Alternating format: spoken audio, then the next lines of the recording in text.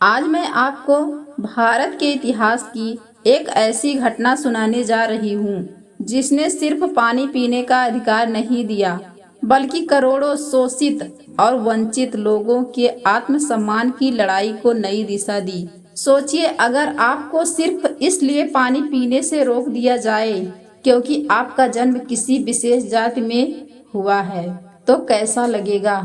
आज हम जिस नल से बिना सोचे समझे पानी पी लेते हैं, कभी उसी पानी के लिए इंसानों को अपमान सहना पड़ता था। लेकिन एक दिन एक व्यक्ति ने तय किया कि अब यह अन्याय नहीं चलेगा। वह व्यक्ति थे डॉक्टर भीमराव रामजी अंबेडकर। आज की कहानी है महाड़ सत्याग्रह, पानी की वो बूंद जिसने इतिहास बदल दिया। यह कहानी केवल इतिहास नहीं है, बल्कि आत्मसम्मान, समानता और मानव अधिकारों की सबसे बड़ी लड़ाइयों में से एक है। वह समय जब इंसान पानी भी नहीं पी सकता था। साल था 1927। देश अंग्रेजों का गुलाम था, लेकिन उससे भी बड़ी गुलामी समाज के भीतर थी। अस्पृश्य माने जाने वाले लोगों को मंदिरों में प्रवेश नहीं मिलता था, स्कूलों में अलग बैठाया जाता था, कुओं से पानी भरने की मनाही थी, सार्वजनिक तालाबों से पानी पीना अपराध माना जाता था, मानो इंसान नहीं बल्कि कोई अपराधी हो। महाराष्ट्र के रायगढ़ जिले के महाड़ कस्बे में एक सार्वजनिक तालाब था, चौधर तालाब। नगर पालिका ने यह निर्णय लिया था कि यह तालाब सभी नागरिकों के लिए खुला है। कानून बन चुका था, लेकिन समाज ने कानून मानने से इनकार कर दिया। दलितों को अब भी पानी लेने नहीं दिया जाता था। कानून कागज पर था, लेकिन न्याय जमीन पर नहीं था। बाबा साहब का निर्णय। डॉक्टर अंबेडकर जानते थे कि केवल भाषण देने से समाज नहीं बदलेगा।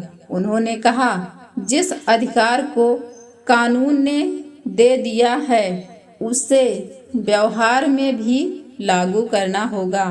उन्होंने महाड़ में सम्मेलन बुलाया।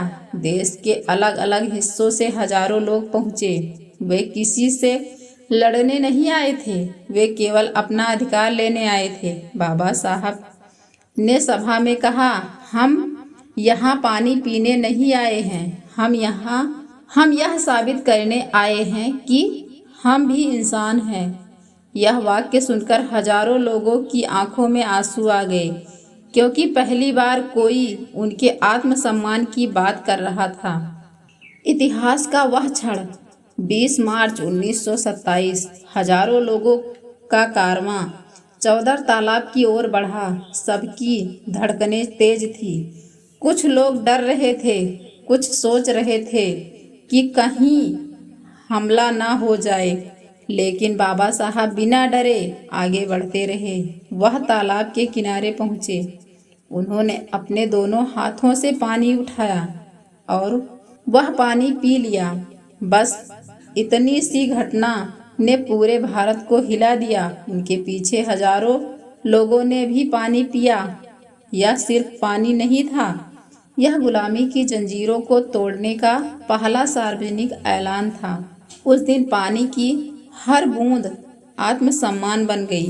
विरोध और हिंसा, लेकिन समाज के कुछ कट्टर लोगों को यह मंजूर नहीं था। उन्होंने हमला कर दिया। दलितों को पीटा गया। सम्मेलन स्थल पर हमला हुआ। लोगों को घायल किया गया।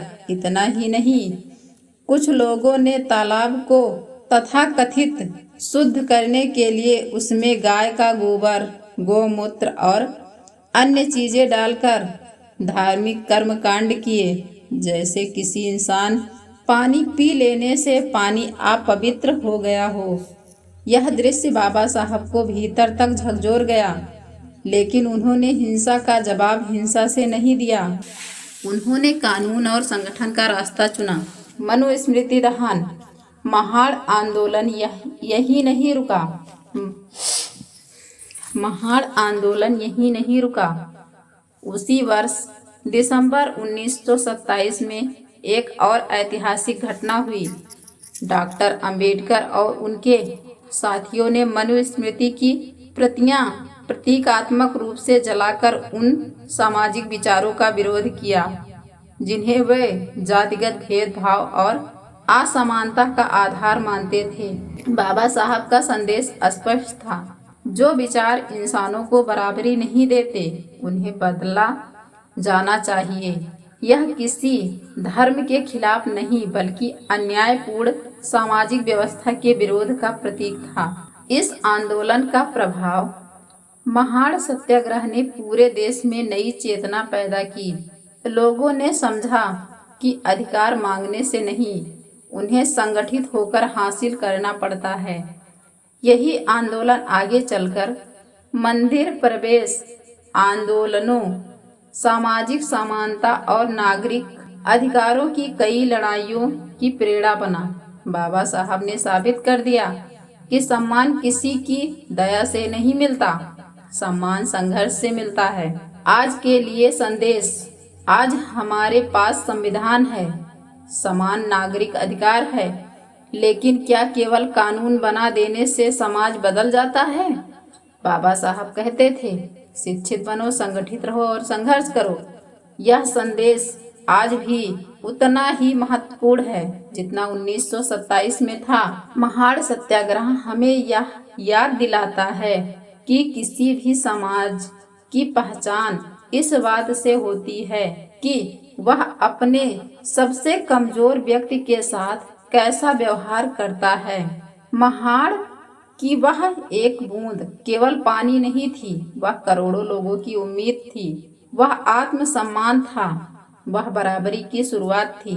आज जब भी हम बिना भेदभाव के सार्वजनिक स्थानों का उपयोग करते हैं, हमें उन लोगों के संघर्ष को याद करना चाहिए जिन्होंने अपने अधिकारों के लिए अपमान, हिंसा और कठिनाइयों का सामना किया। अगर यह कहानी आपको प्रेरित करती है तो इसे अधिक से अधिक लोगों तक पहुंचाइए ताकि आने वाली पीढ़ियां जान सके कि एकता और सम्मान के अधिकारों के लिए कितने बड़े संघर्ष किए गए थे।